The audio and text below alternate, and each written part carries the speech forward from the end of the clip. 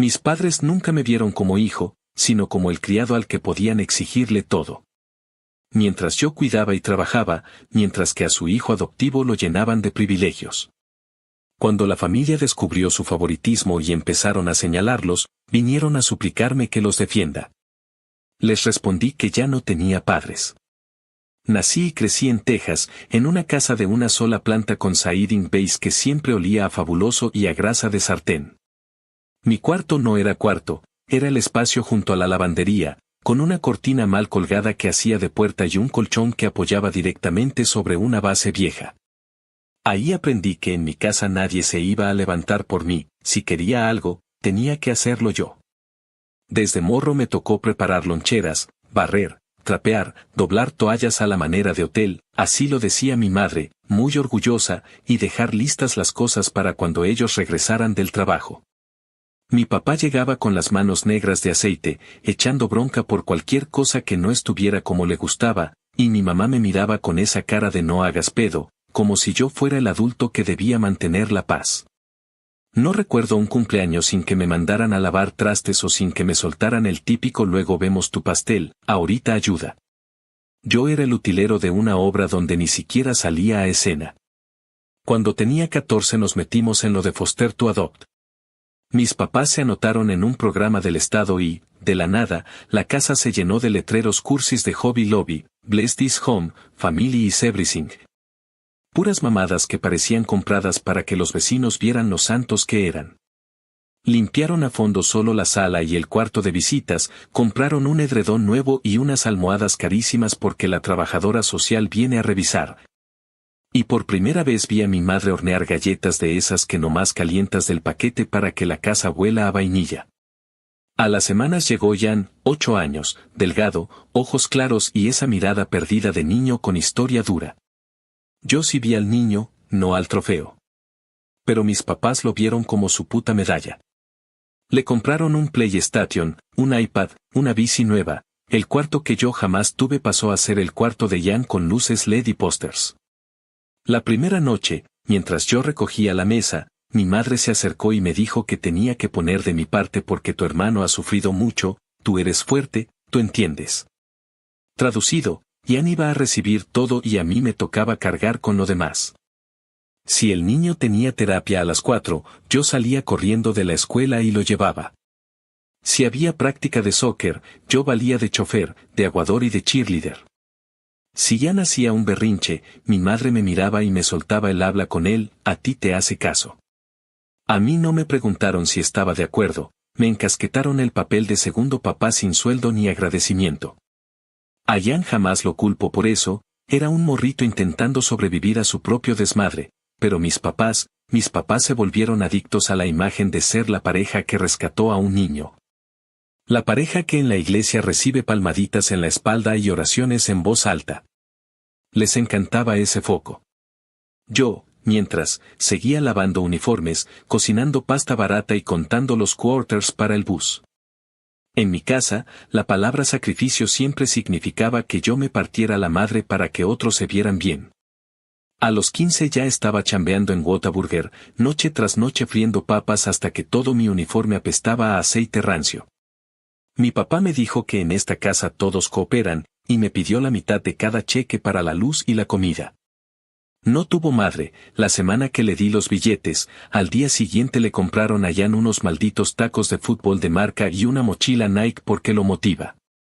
Cuando pregunté si podían guardar algo de mi dinero para mis libros de la escuela, mi madre me soltó ese sermón que me sabía de memoria, que si yo era hombre, que si el hogar necesitaba de todos.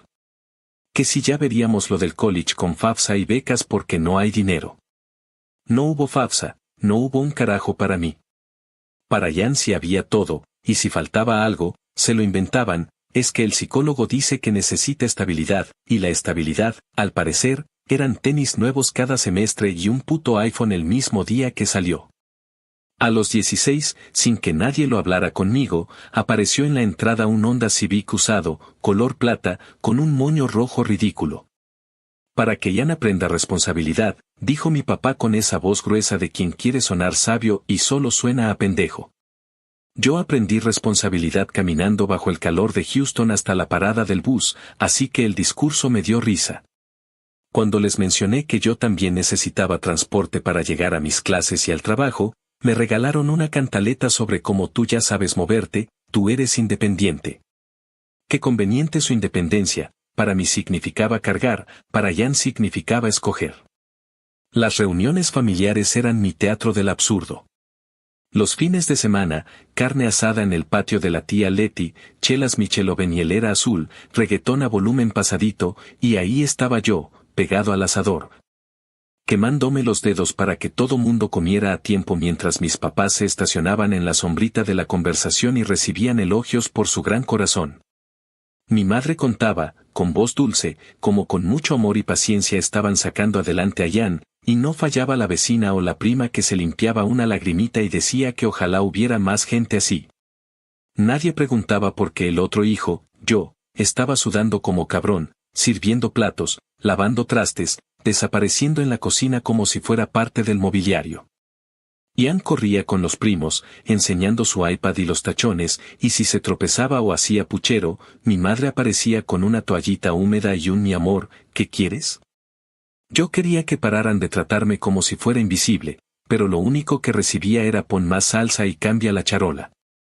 El primer chispazo serio llegó un Thanksgiving. Mi tía Mariela, la que nunca se guarda nada, me encontró en la cocina cortando pavó con un cuchillo que ya no cortaba ni pan tostado. Me preguntó en corto cómo iba lo de la universidad, y yo le dije la neta, que estaba tomando clases en el Community College, pagándolas al chingadazo con mis turnos y sin ayuda de nadie. Mientras hablábamos, mi madre entró como siempre, con la sonrisa de postal, y dijo esa frase que me reventaba los oídos, a él siempre le gusta ayudar. Mi tía la miró de reojo y le contestó, luego me replicó sus palabras, que ayudar no es lo mismo que cargar. Y que por qué carajos a mí no me habían apoyado ni con un libro si a Jan le acababan de comprar una MacBook para la escuela. Mi madre se puso tiesa, dijo que no era momento de hablar de eso, que cada quien educa como puede. Ahí mi tía se encendió y soltó que educar no era explotar al mayor para quedar bien con el menor. Mi papá escuchó desde el pasillo y masculló que no se metan. Ya había olor a pavó, a puré y a pleito. No sé si fue el vino barato o la suma de años tragando mierdas, pero ese día empecé a admitir en voz alta lo que llevaba años mordiéndome la lengua. Cuando todos se sentaron a dar gracias, a mí me pidieron que sirviera los postres. Mi primo Diego, que normalmente nomás se ríe de todo, me siguió a la cocina y me dijo que no estaba chido, que si necesitaba que lo dijera enfrente, lo decía. No le pedí que hiciera show, pero tampoco lo detuve. Regresamos y, cuando mi padre soltó el discursito de la familia es lo primero, Diego le preguntó, y después me contó las palabras exactas, porque la familia era lo primero solo cuando se trataba de Jan. Se hizo un silencio cabrón. Jan ni entendió, estaba ocupado jugando en el teléfono. Mi madre parpadeaba como si se le metiera aire a los ojos. Mi papá apretó la mandíbula. Y yo vi, por primera vez, algo parecido al miedo, no al miedo de perderme, sino al miedo de perder su pinche imagen. Esa noche, mi padre me pidió hablar como hombres en la cochera, junto a la F-150. Me dijo que la familia no se lava en público, que yo tenía que cuidarlos porque todo lo que hacemos es por ustedes. Le contesté con calma, esa calma que te sale cuando estás quemado por dentro, que si querían que los cuidaran, empezaran por no usarme de sirviente. Él me pidió que no exagerara, que siempre hemos sido duros contigo porque confiamos en ti. Qué discurso más cómodo para justificar la chinga. Le dije que ya estaba cansado, que no iba a cubrirles más. Y ahí vi el pánico asomarse tantito, no por empatía, sino porque supo que se les acababa el pinche show. Cuando por fin me metí a mi cortina cuarto, con las manos oliendo a pavó y cloro, abrí el bloc de notas del celular y empecé a apuntar fechas, recibos, mensajes, todo lo que por años había pasado como normal. No estaba planeando una venganza de película, estaba, por primera vez, poniendo en orden mi propia historia, midiendo cuánto me habían cobrado por pertenecer a una familia donde yo no era hijo, era personal de servicio. No sabía exactamente cómo, pero ya tenía claro que no iba a seguir sosteniendo su teatro. A lo lejos escuché a mi madre llorar bajito y a mi padre maldecir entre dientes. Yo dormí como no dormía desde morro, cansado, sí, pero convencido de que algo, por fin, iba a cambiar, y que ese cambio no iba a ser bonito para quienes me habían tenido de alfombra. Actualización 1. Pasaron unas semanas después de aquel Thanksgiving y la casa ya no se sentía igual. El aire estaba cargado, como cuando sabes que alguien dijo algo que no se puede desdecir y todos caminan alrededor sin atreverse a mencionarlo, pero ahí está, flotando, jodiendo el ambiente. Lo curioso es que no fui yo el que levantó la piedra, fueron mis primos y mis tías quienes empezaron a hablar entre ellos, como si finalmente se hubieran quitado una venda de los ojos. Yo siempre pensé que todos veían la diferencia pero se hacían pendejos por no incomodar.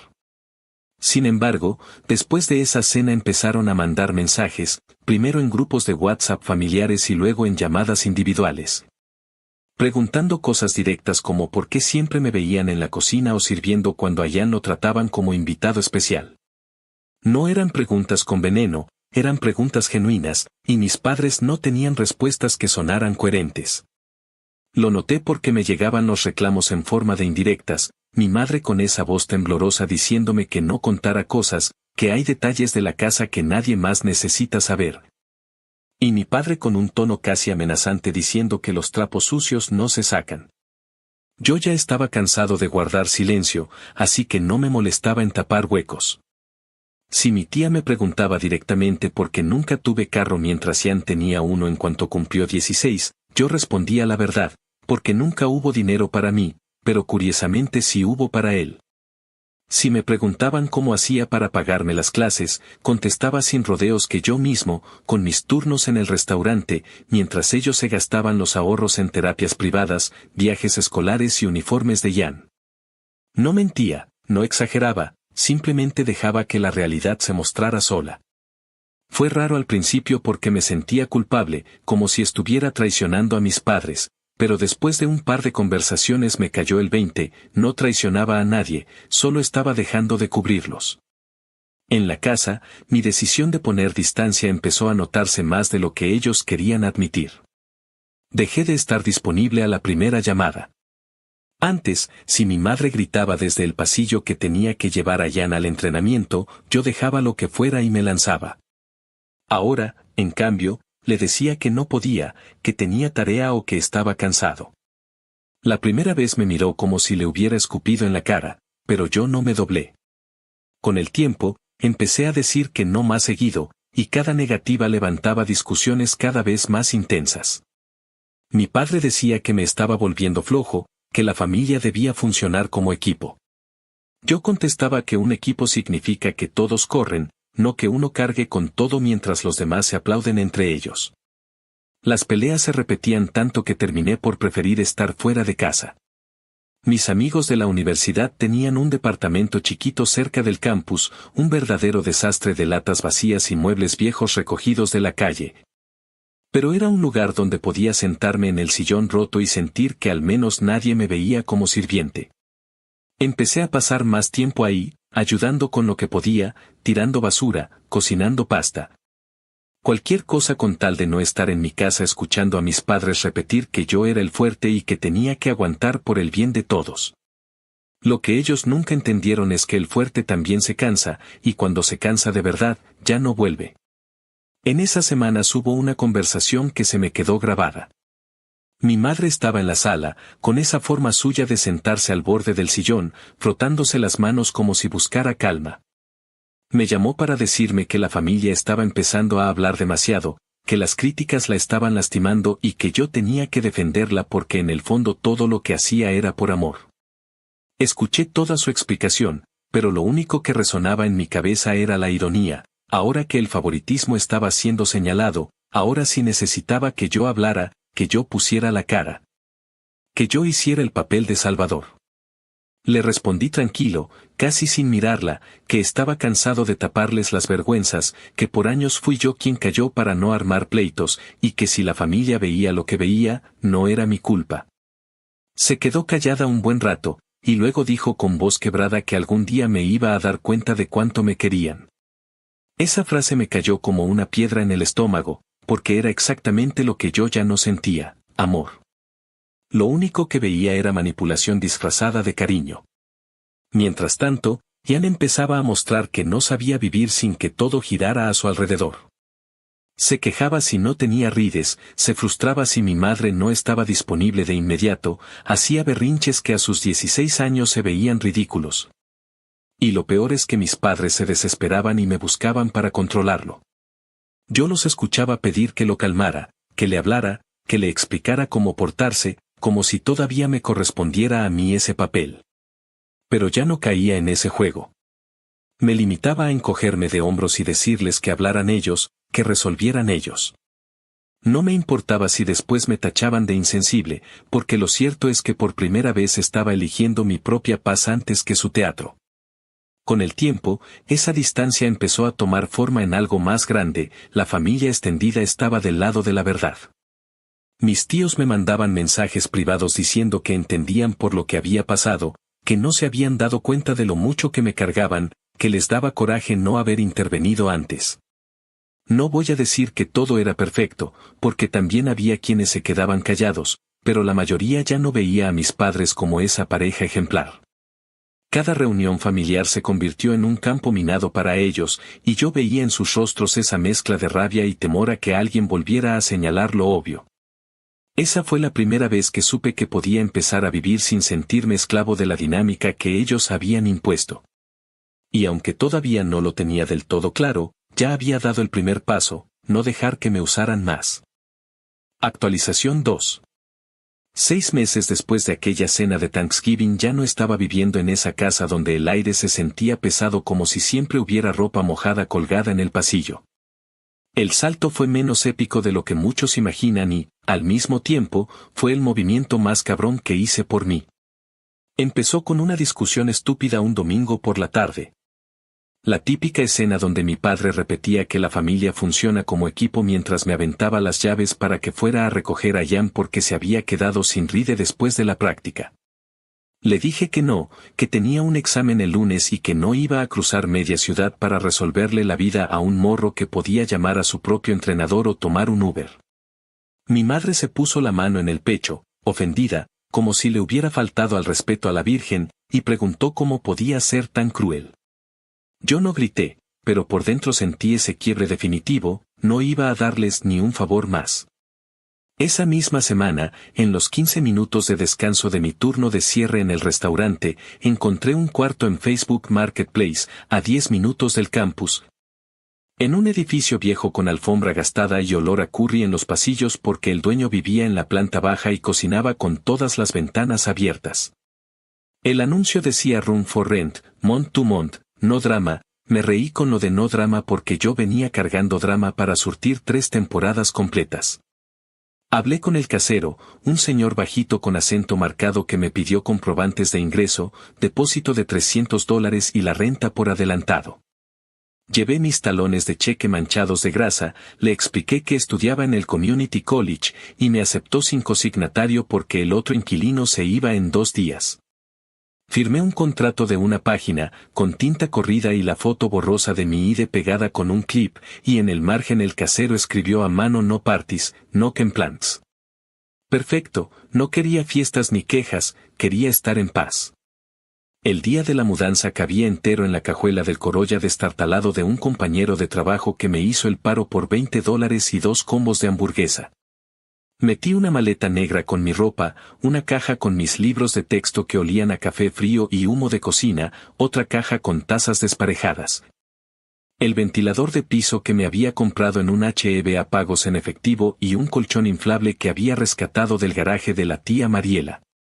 El cuarto era pequeño, una ventana que daba a un estacionamiento con baches y un closet sin puerta donde las perchas chirriaban como si se quejaran de todo.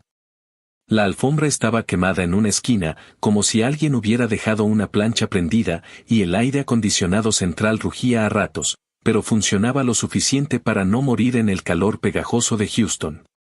Esa primera noche me acosté en el colchón inflable con una cobija fina, escuchando el zumbido del refrigerador comunitario y la música apagada del vecino que ponía norteñas en volumen bajo.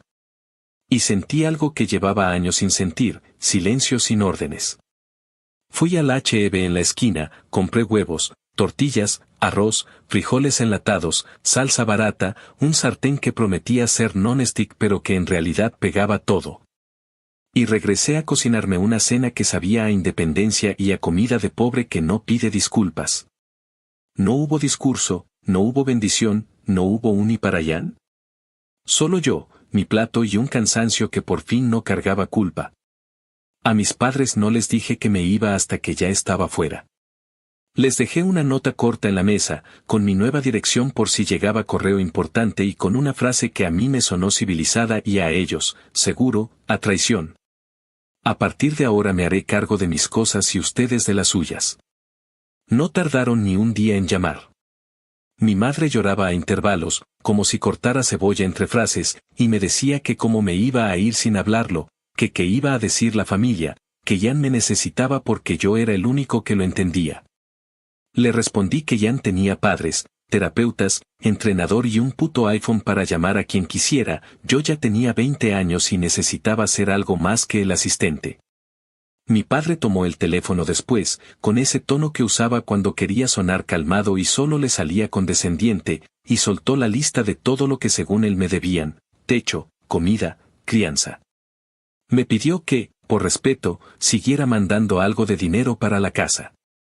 Le dije que no iba a mandar ni un centavo, que suficiente había puesto ya.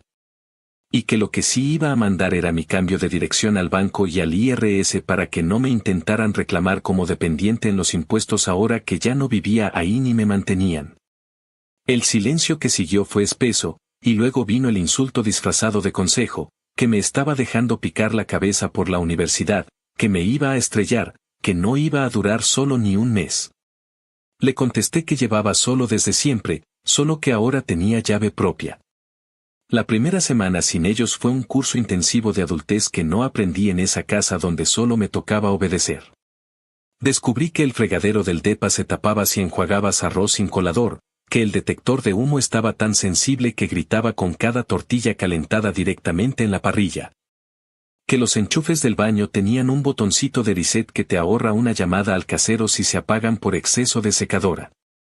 El casero me explicó lo del estacionamiento, que no dejara el carro de mi compañero en los lugares marcados, que los de la tow truck eran unos perros y no perdonaban a nadie. Compré un colchón de segunda en OfferUp por $40, lo recogimos entre risas con el mismo compañero y, de paso, me regaló una lámpara sin pantalla que daba una luz fea pero suficiente. Mi tía Mariela llegó un sábado con una caja de vasos, un edredón floreado que parecía rescatado de una serie de los 91, sermón corto pero con cariño, que si ya había decidido irme, que lo hiciera bien. Que pusiera límites claros, que no abriera la puerta a nadie sin avisar.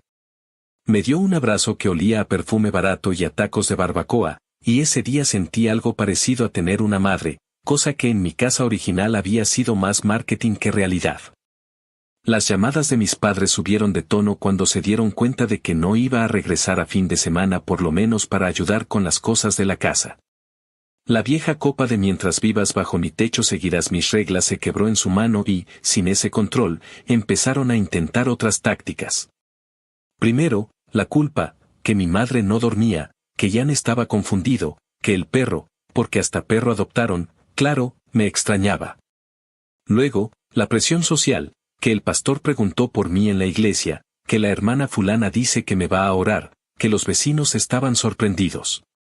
Después, el chantaje, que iban a vender el carro de Jan para pagar cuentas si yo no ayudaba, pura mamada porque al día siguiente mi primo me mandó foto de Jan estrenando unos tachones nuevos.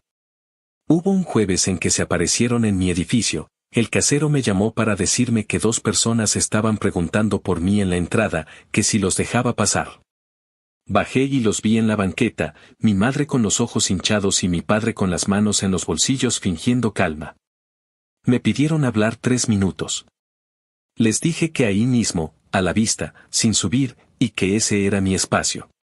Mi madre me suplicó que regresara al menos a acompañar a Jan en las tardes, que se sentía solo.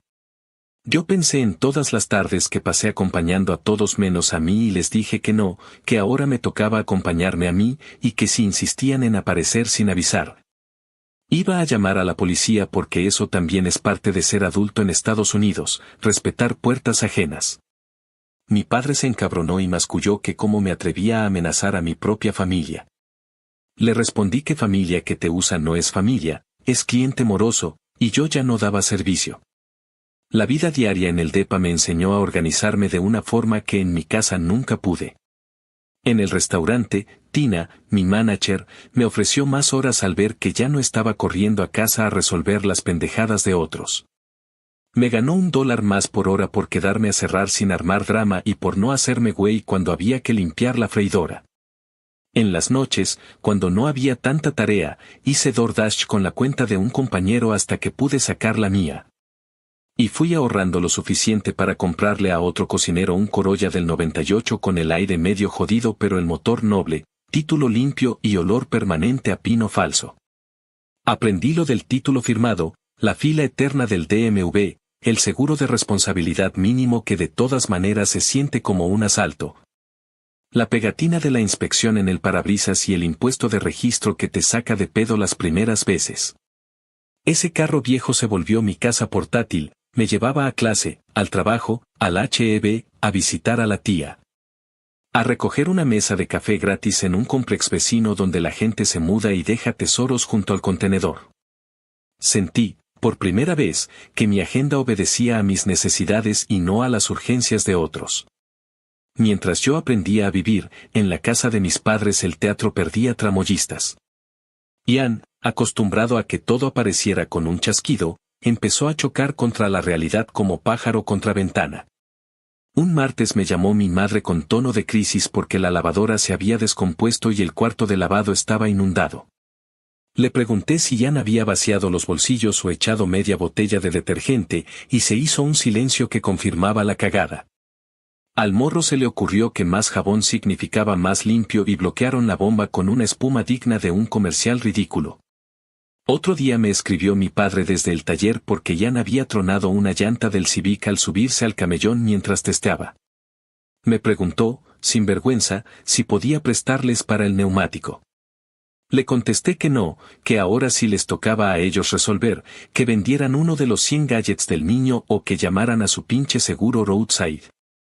Me colgó con insultos a medias y al rato me mandó un mensaje más educado, como si no fuera el mismo que había querido hacerme sentir miserable 2 llamadas atrás. Noté en sus palabras algo nuevo, necesidad. Y no porque me extrañaran, sino porque el fuego que yo apagaba todos los días se les estaba yendo de las manos. La familia extendida, que ya venía oliendo el humo desde Thanksgiving, empezó a repartir agua a su manera. La tía Letty me llamó para ver cómo iba con la escuela y me ofreció una mesa plegable que tenía guardada. El primo Diego cayó un domingo con una tele de 32 pulgadas que le sobraba y una caja de herramientas pequeñas porque me vio colgar una repisa con clavos chuecos, mi abuela, desde San Antonio. Me mandó un sobre con $20 y una estampita de San Judas por si las dudas. Nada de eso lo pedí, pero lo acepté con la clase de agradecimiento que no te exige venderle tu alma de vuelta. Por otro lado, a mis padres se les hizo costumbre intentar limpiar su imagen en reuniones, pero ahora la gente les contestaba. Una noche, en el cumpleaños de un primo, mi tía Mariela me narró cómo mi madre empezó a llorar contando que yo me había vuelto frío desde que entré a la universidad, y la tía le dijo sin levantar la voz que no era frialdad. Era descanso. A mi padre casi se le cae el vaso, y yo, desde mi depa, leyendo esos mensajes, sentí un tipo extraño de justicia, no era venganza de película, no eran luces ni aplausos. Era la simple consecuencia de haber dejado de taparles el cochinero. Hubo un drama particular que terminó de dejar claras las cosas. Un sábado por la mañana, en el chat familiar, alguien posteó con orgullo la foto de Ian con un Apple Watch nuevo porque le va a ayudar a organizarse para la escuela. A los 10 minutos, mi padre me escribió aparte pidiéndome comprensión y que si podía apoyar con algo temporal porque la luz venía alta. Yo no respondí de inmediato, dejé que el coraje me bajara, respiré. Y le contesté que estaba cabrón pedir apoyo para la luz cuando acababan de comprar un reloj de lujo para un mocoso que todavía no sabe separar blancos y de color. No lo dije con veneno, lo dije con ese cansancio del que ya no tiene paciencia para las incoherencias. El primo Diego, que no tiene filtro, subió un screenshot al chat grande y ahí se armó la lluvia. Unos defendieron a mis padres con el discurso barato de cada quien educa como puede, pero la mayoría preguntó en serio qué pedo con las prioridades. Mis padres se hicieron los ofendidos y salieron del chat por un rato, y yo me quedé mirando el teléfono como quien ve caer una máscara en cámara lenta. No tuve que alzar la voz, no tuve que escupir secretos, bastó con que dejaran de ser intocables en la narrativa de siempre. En lo práctico, mi venganza era simple y letal, no estar disponible. Cuando llamaban a última hora para que recogiera a Jan, para que hiciera fila en la farmacia, para que pasara por la tía abuela a su cita, yo decía que no con la tranquilidad de quien ya no se explica. No me justificaba, no me disculpaba, no escribía párrafos, uno claro y a otra cosa. Lo bonito de ese no fue ver cómo el castillo se desmoronaba sin necesidad de empujones. Ellos, que construyeron una dinámica donde yo era la herramienta multiusos, quedaron con las manos torpes frente a la vida diaria. Yo, que crecí pensando que si dejaba de ayudar todo se iba a ir al carajo, descubrí que si se iba al carajo no era culpa mía, era culpa de quienes nunca aprendieron a vivir sin esclavizar al que tenían a la mano. Con el tiempo, el depa dejó de oler a viejo y empezó a oler a mi rutina, a café barato a las 6 de la mañana, a jabón de platos por la noche, a libros subrayados con marcador naranja. A ropa secándose con el ventilador cuando la secadora comunal se tragaba los quarters y no devolvía cambio. Armé un calendario en la pared con cinta azul para no fallar en pagos, enganché los recibos con clips para recordar fechas, y reservé los jueves por la tarde para manejar sin rumbo un rato, poner música y no escuchar a nadie. Empecé a dormir mejor.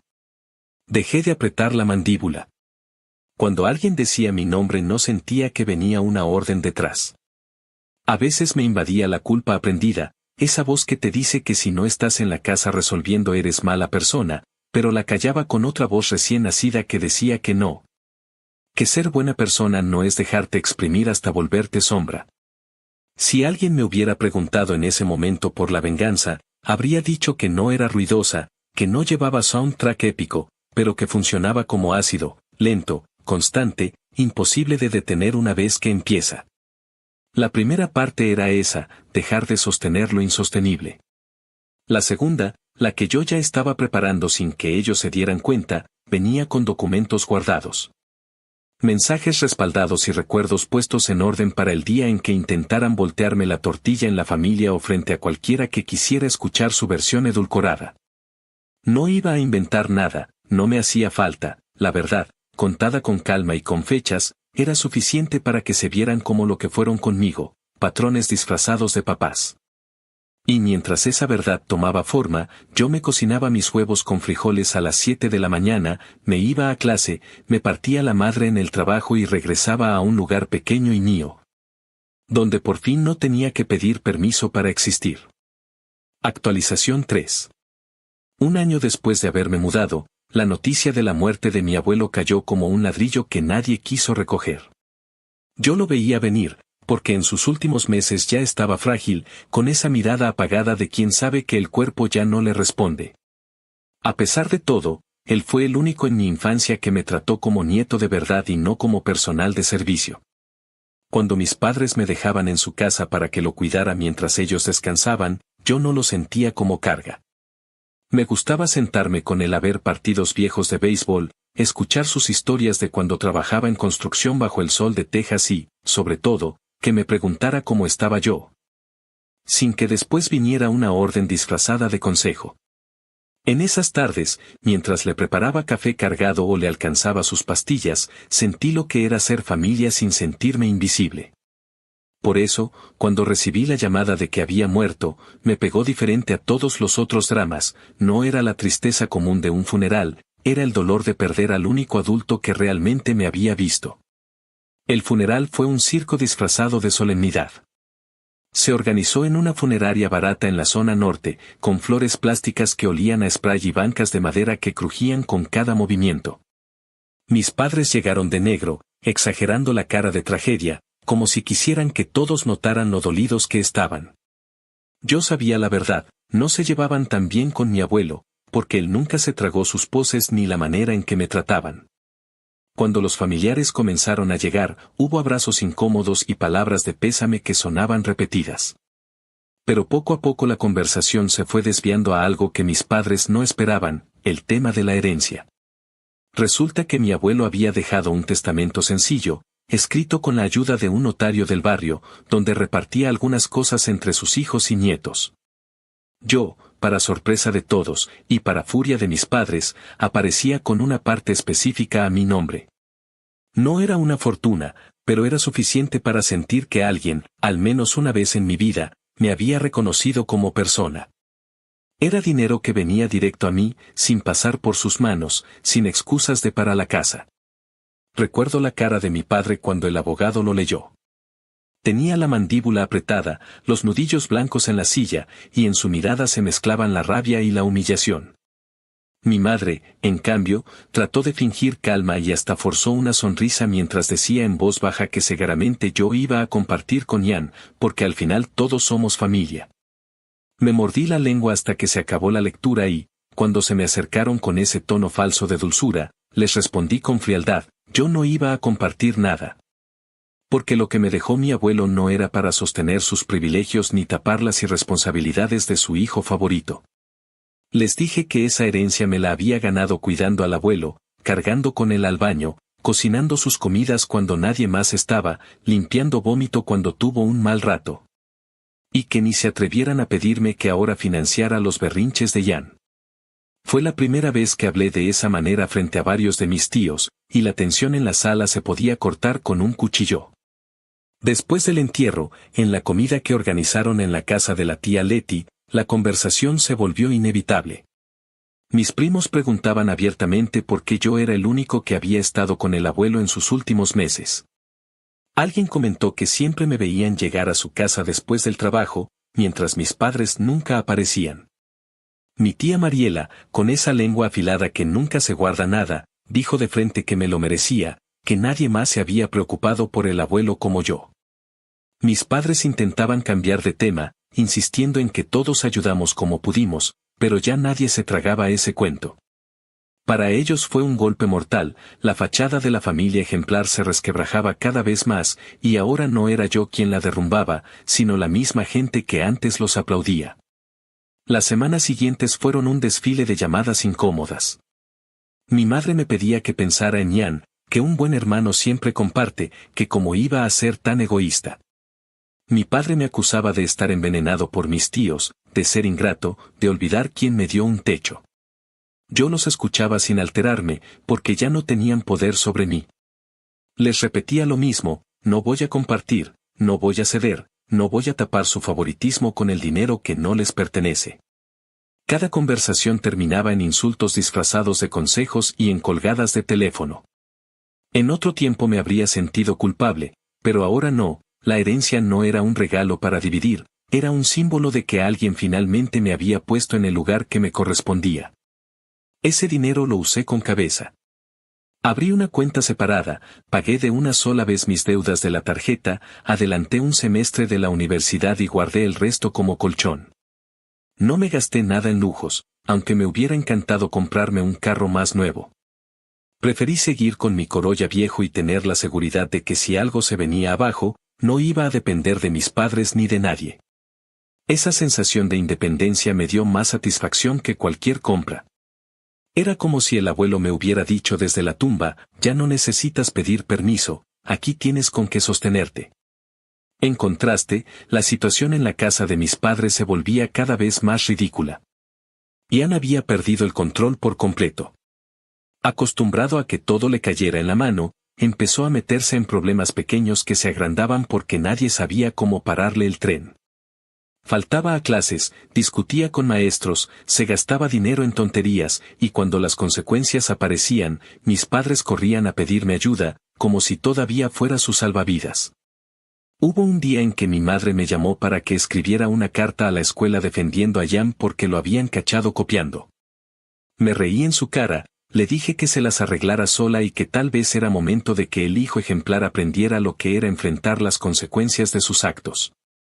Su silencio del otro lado de la línea me supo a victoria, no porque disfrutara verla sufrir, sino porque entendí que por fin estaban solos en la cama que ellos mismos hicieron. En cada reunión familiar, el tema salía de una manera u otra. Mis padres trataban de quejarse de que yo los había abandonado, que ya no era el mismo, que la universidad me había cambiado. Pero cada vez que alguien intentaba respaldarlos, otro tío o primo saltaba y recordaba en voz alta cómo siempre me habían tratado como sirviente. La narrativa ya no la controlaban. Yo no necesitaba levantar la voz ni contar más de lo necesario, la misma familia ya lo había visto todo. Esa fue la verdadera herencia que me dejó mi abuelo, la confirmación de que, aunque mis padres me quisieran pintar como ingrato, la verdad ya estaba expuesta y ahora todos podían verla sin que yo moviera un dedo. Con el paso de los meses, esa etapa se volvió una especie de entrenamiento para lo que vendría después. Aprendí a poner límites sin sentirme culpable, a decir no con calma y a sostenerlo aunque me lanzaran culpas o amenazas. Empecé a entender que mi venganza no era gritarles en la cara ni humillarlos, sino vivir sin ellos, demostrar que podía construir mi camino sin pedirles ni un centavo. Cada vez que colgaba después de una de sus llamadas, sentía menos miedo y más libertad. Actualización 4. 2 años después, cuando ya usaba la herencia del abuelo con cabeza y mi vida tenía ritmo propio, el mundo de mis padres se vino abajo de la manera más torpe y predecible, y Ian se metió en un lío por robar. A mí me llegó la noticia como siempre me llegaban las cosas de esa casa, por mensaje mal escrito y con prisa, primero de un primo que trabajaba cerca del Tarjete FM 1960 donde había pasado todo. Y luego a los 5 minutos por llamada de mi madre con voz de gallina degollada diciendo que todo fue un malentendido. El malentendido consistía en que Ian, que ya tenía 18, había intentado salir con unos AirPods metidos en la chamarra y una colonia cara escondida en la pretina del pantalón. Lo paró el tipo de prevención de pérdidas, lo metieron a la oficina del backroom, llamaron a la policía y terminó con una citación por robo menor en Harris County. Nada de cárcel épica ni luces de patrulla a todo color, solo el trámite aburrido pero real de la consecuencia, papelitos rosados, número de caso, fecha de audiencia. Y la recomendación de buscar un abogado de oficio si no podían pagar uno. En otras palabras, la vida adulta le llegó a Ian de golpe, sin envolver y con una patada en el culo. Mi madre me pidió que fuera de inmediato porque estaban perdidos, y cuando le dije que no iba a manejar hasta allá para salvarles la cara, empezó el concierto de culpas.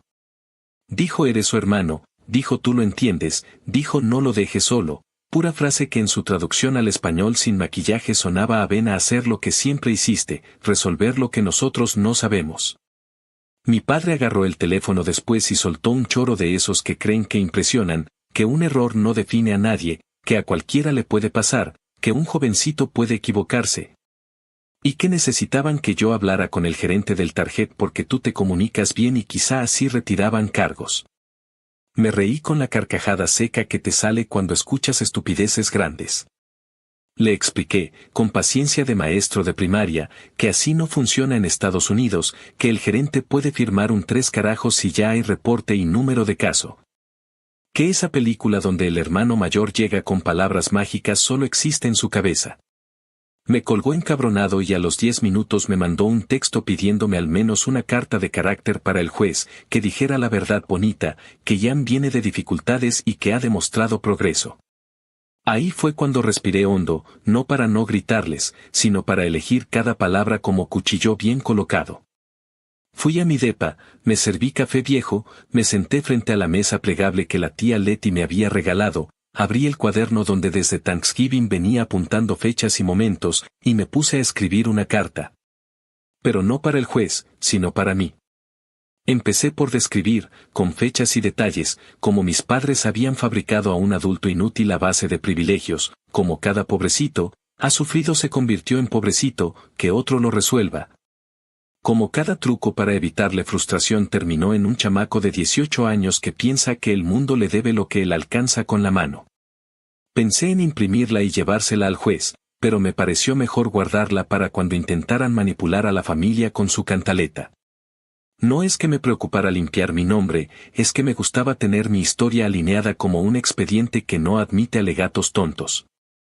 La audiencia preliminar fue un martes a media mañana en el edificio de County Criminal Courts at Lab, con ese aire a cafetería vieja y pasillos llenos de gente esperando que su número salga en una pantalla que parpadea lento.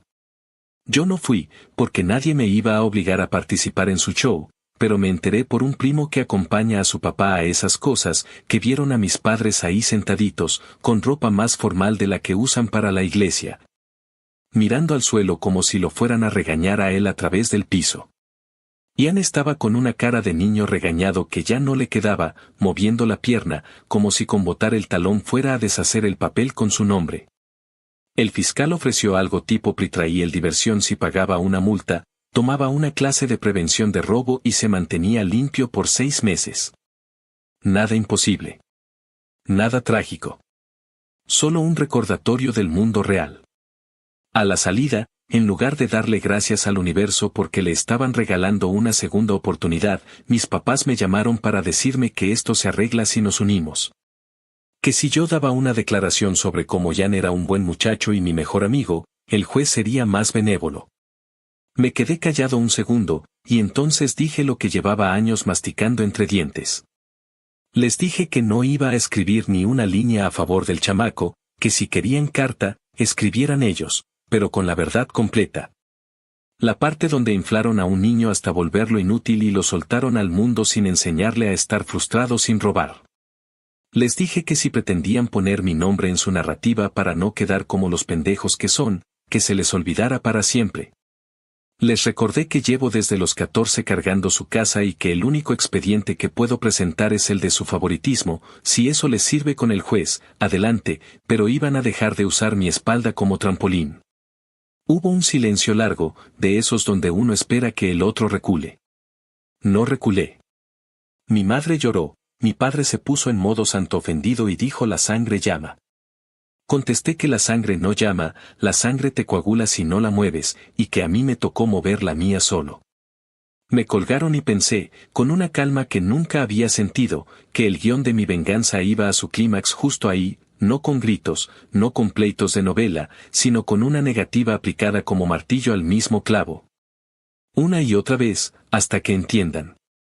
El escándalo llegó al grupo familiar porque, como siempre, mis padres no saben sufrir en silencio. En la comida del domingo en casa de la tía Letty, que ahora se volvía consultorio, mis padres empezaron con la frase Jan cometió un error, pero es un buen niño, y antes de que pudieran sacar el violín. La tía los paró en seco y dijo es un adulto y se robó unos audífonos, eso no es un chisme, es un hecho. El primo Diego, que disfruta ver caer ídolos falsos, remató que si el error costaba $150 más tax, más la multa, más la clase, que alguien me hiciera la suma. Porque a él le parecía curioso que nunca hubiera dinero para mis libros pero sí para rescatar al rey del drama. Mi madre se puso roja, mi padre apretó los dientes, y yo, que no estaba presente, recibí después la reseña completa por mensajes de 3 tías que ya se hartaron de ver el teatro. Saber que la verdad caminaba sin tener que empujarla me dio esa sensación vieja de justicia que tanto nos prometieron en la escuela y rara vez llega. Mis padres no se quedaron en la vergüenza, se lanzaron de lleno al tour de súplicas. Me buscaron aparte en un café de las Shepherd, eligieron una mesa junto a la ventana como si la luz natural diera pena ajena, y mi madre me pidió de corazón que dijera frente a la familia que ellos nunca me discriminaron. Que todo fue una percepción, que si yo decía unas palabras bonitas los demás iban a dejar de juzgarlos.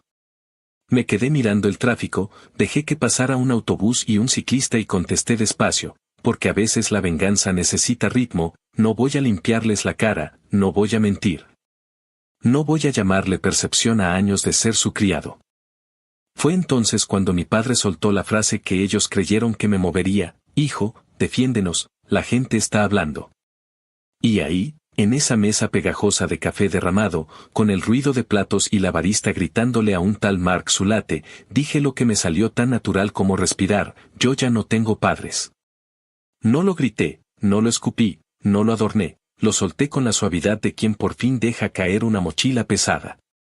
Mi madre se llevó la mano a la boca, mi padre se quedó mirando la taza como si adentro hubiera instrucciones para revertir el tiempo. Yo me levanté, dejé $5 para el café que me supieron a peaje, y me fui. No me fui a llorar ni a celebrar, me fui a trabajar. Esa misma tarde cerré el restaurante, limpié freidoras, conté cajas, firmé la hoja de depósito y regresé al depa con olor a papas fritas pegado al uniforme. En la mesa me esperaba un sobre de Harris County con el recordatorio de la audiencia de Jan, y me descubrí sonriendo no por maldad, sino por matemática. La vida, cuando no la sobornas, se balancea sola. Si él hacía la clase y pagaba la multa, el caso se iba a desvanecer como tantos, pero lo haría con su dinero o con el de los que siempre lo defendieron, no con el mío, no con cartas mías, no con mi espalda. Me puse a hacer números, a ver si podía pagar otro par de clases adelantadas. Y entre cuentas me cayó otro mensaje de mi madre con la foto de un formulario de Community Service Source preguntando si yo podía firmar como supervisor para no tener que ir a un lugar feo. Le respondí con 3 frases largas y claras: no voy a firmar nada, que haga el servicio, que aprenda. Imagino que lloró. Me dio igual. A mí nadie me firmó nada cuando me partía la madre cuidando al abuelo y limpiando vómitos a las 3 de la mañana. La parte técnica de su problema se convirtió en el nuevo juguete emocional de mis padres.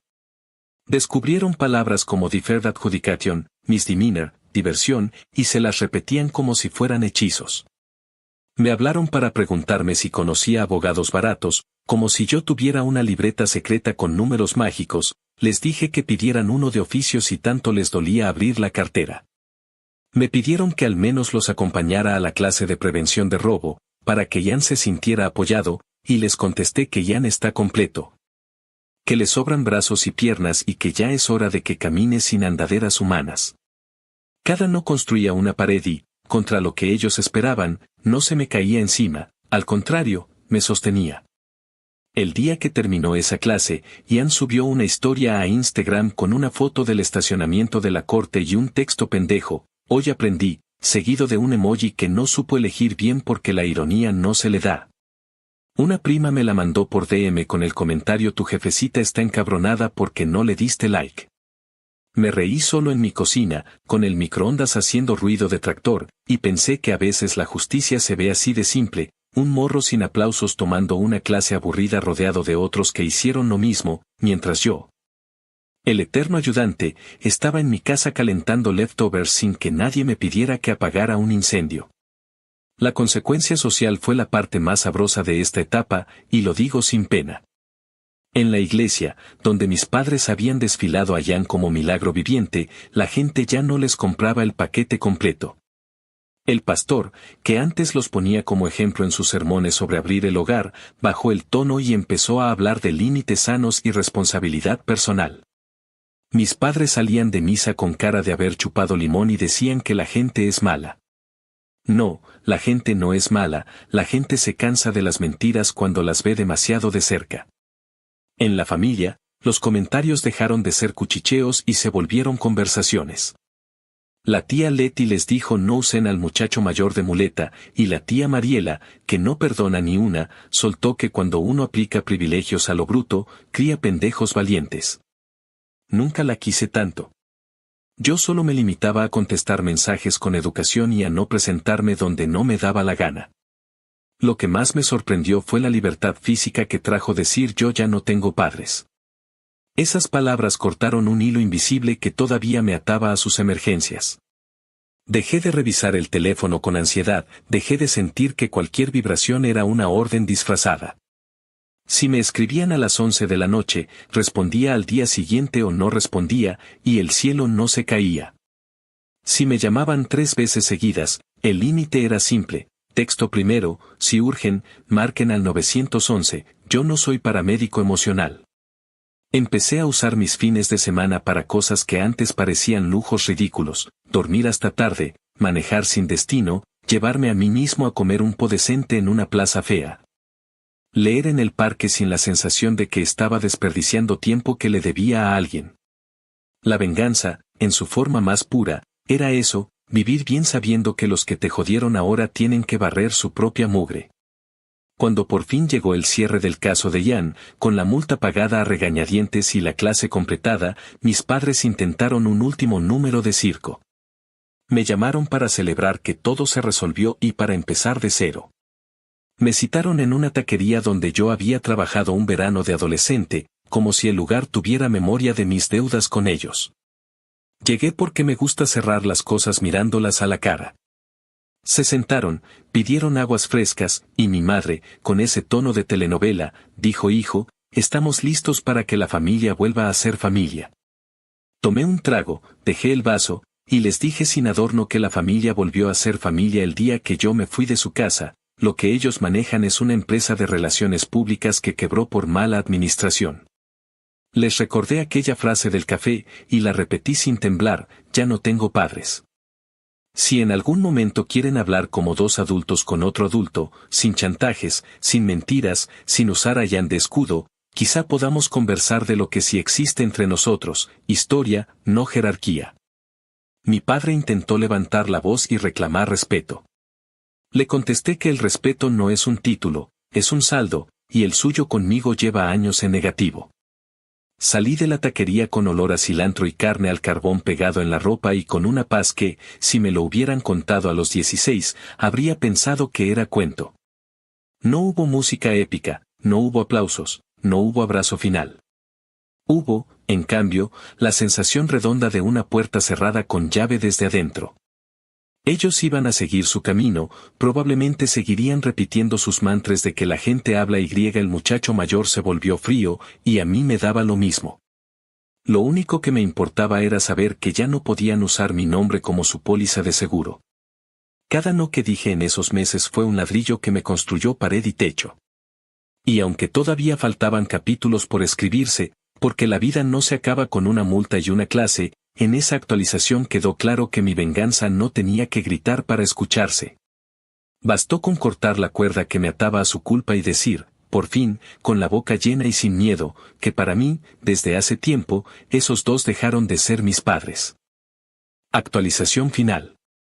5 años después de haber salido de esa casa, mi vida se ve tan distinta que a veces me sorprendo de recordar que un día entero podía girar alrededor de lavar trastes ajenos y servirle comida al niño dorado de mis padres.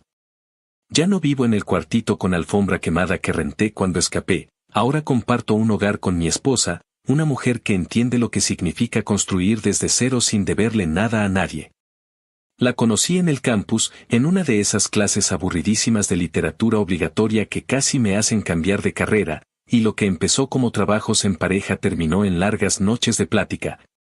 Luego en citas discretas, y finalmente en una relación sólida que me enseñó lo que era el afecto sin condiciones. Nos casamos en una ceremonia pequeña, en un parque público, con un juez de paz que apenas levantó la vista del papel, y con amigos que hicieron carne asada en el estacionamiento para celebrarnos. Ninguno de mis padres fue invitado, ni un asiento se guardó para ellos, y eso no me dolió ni un segundo. Hoy estamos esperando a nuestro primer hijo, y cuando digo que estoy feliz no lo digo como pose de redes sociales, lo digo con la certeza de alguien que aprendió lo que no se debe hacer. Me paso las tardes armando la cuna, pintando la pared del cuarto con un rodillo barato, revisando reseñas de pañales y biberones como si fueran inversiones bursátiles. Mi esposa se ríe de mi obsesión, pero entiende, todo esto es mi manera de prometer que mi hijo jamás va a crecer sintiéndose invisible en su propia casa. No me interesa darle lujos innecesarios, me interesa darle un lugar donde sepa que siempre lo van a mirar, que no va a tener que ganarse la atención sirviendo la mesa o cargando culpas de otros. Mientras yo armo mi vida, me entero de la de mis padres solo por terceros, porque el contacto directo se cortó del todo.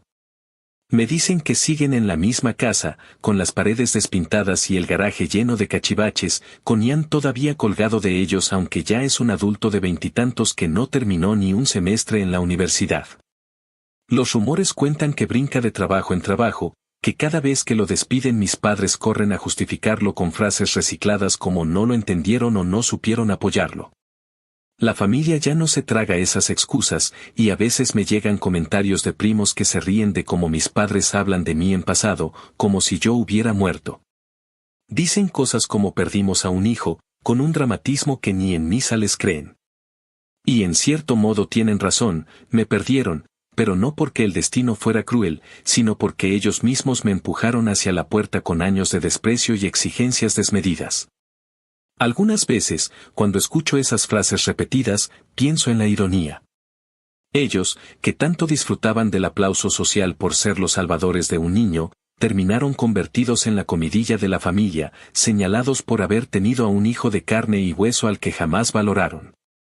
No necesito levantar la voz ni mandar pruebas, la historia ya está tatuada en la memoria de todos los que nos vieron.